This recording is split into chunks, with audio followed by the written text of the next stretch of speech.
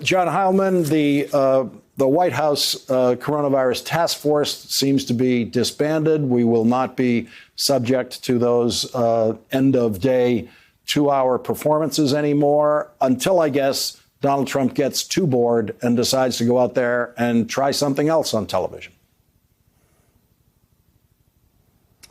Yeah, Lawrence, and I think I appreciated your opening to the show tonight. It was grim, and I think appropriately grim, given where we are and given the kind of extraordinary back-to-back nature of the last 2 days, where we learn about, on one side, projections and models and forecasts within the administration that suggest that May and June could be extraordinarily ugly in the United States when it comes to coronavirus. And the very next day, the White House announces that it's shutting down the coronavirus task force. I agree with you. I think the task force and its public relations orientation has been close to useless in terms of actually getting anything done.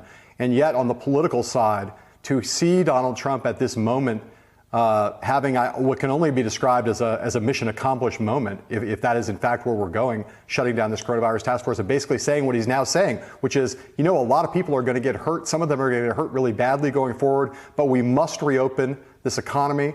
The economy is key to him politically. And at this point, he seems to be essentially be saying, I don't really care about public health to the extent I ever cared about it. We're moving on from that. We're into a new phase. And I think it's extraordinarily dangerous, obviously, for the country, but also I think extraordinarily reckless politically for the president if his hope is to get reelected. John, I think one of the last numbers that Donald Trump himself, in his own imaginary projections, offered in the White House briefing room was 50,000. He was saying that he thought they might actually hold total American deaths to 50,000.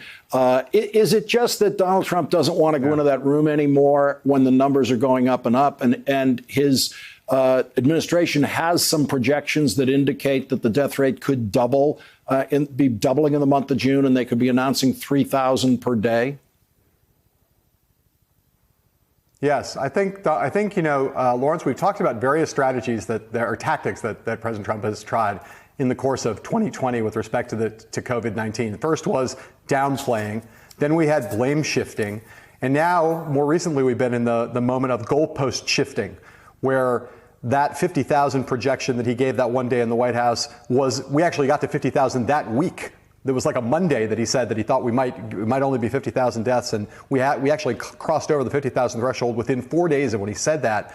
And I think, we've now seen him ratchet that goalpost, push that goalpost further and further down the field. It's now apparently he's setting 100,000 as the marker. But I think even Donald Trump, who never tires of mendacity, never tires of lying, never tires of innumerateness, I think even Donald Trump, and never tires of goalpost shifting, I think his arms are getting a little tired. And he's starting to realize that it's getting to the point where even by his standards, it's too ludicrous to continue with this effort. And it's not only ludicrous, but politically counterproductive. Dr. Jarr, let me get your reaction to the apparent closing down of the White House task force. They will continue to do their work behind closed doors. Is it going to matter that they don't have that public display every day? So, Lawrence, I agree with you that a lot of what was shared in those 2-hour-long events was not very useful. But some of it was, and especially when Dr. Fauci spoke and Dr. Birx spoke. That was useful information. And the signal to the country of, we're not doing that anymore, I think is really harmful. And the way I've described this is, we are, to use a baseball analogy, we are, kind of in the second or third inning of a baseball game.